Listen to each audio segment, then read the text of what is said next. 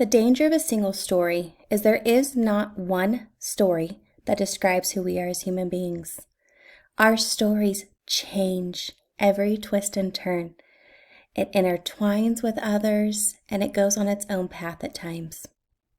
I am the daughter of a teenage mother.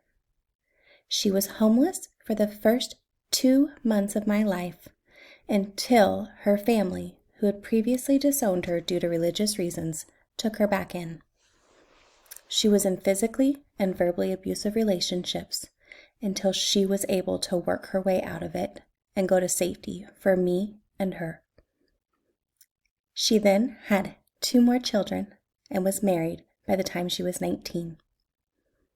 From there, growing up as a child, I went from house to house and town to town. By the time I was in 2nd grade, I had went to 7 different schools and then lived in more houses than I was able to count. In fact, I even went to one school for only half a day. That's still not who I am as a story. I grew up in a very strict religious home.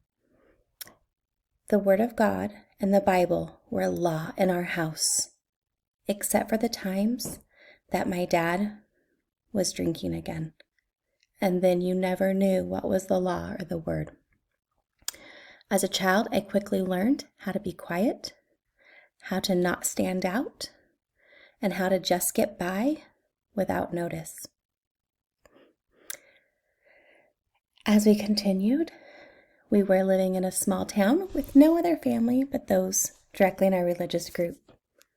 We quickly learned how to hide what was on the inside of our household for those on the outside. As I fast forward to high school, I learned about all the activities you could do as a high schooler and got involved in every single one. I spent my summers babysitting and working at a pet groomer in order to pay for all the activities I wanted, including being a cheerleader. But again, that wasn't just my story. The day I turned 18, I moved out of the house and moved in with a best friend. From there, I began to work and try to go to school. School only lasted so long. My story continued, though, and it continued to persevere and move forward. From there, I worked many different jobs, moved around a few times until I met my husband now. We were married and had our first baby. And when he was only 6 months old, I decided I wanted better for our family, and I went back to school. Within 7 years, I had another baby and had my master's degree and my credentialing and worked where I now work.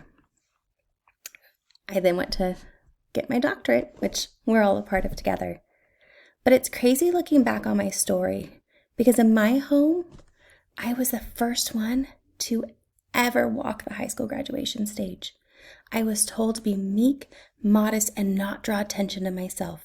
And it took me many years to overcome that. I was told to hide what was going on behind our closed doors and to make our life look perfect to others. As an almost 40-year-old woman, I still struggle with that. I struggle to share the things that we all deal with in our homes because of what my story is. But again, my single story is not who I am now. It's changed, it's evolved, it's made me who I am, but it's also helped me change who I want to be. So it's dangerous to think there's one story that describes any one person. Our stories are multifaceted. And as we talked about, you have to be able to dig into the stories and see past them to see all of the pieces. Thank you for listening. That's my piece of a story of who truly makes up my whole being.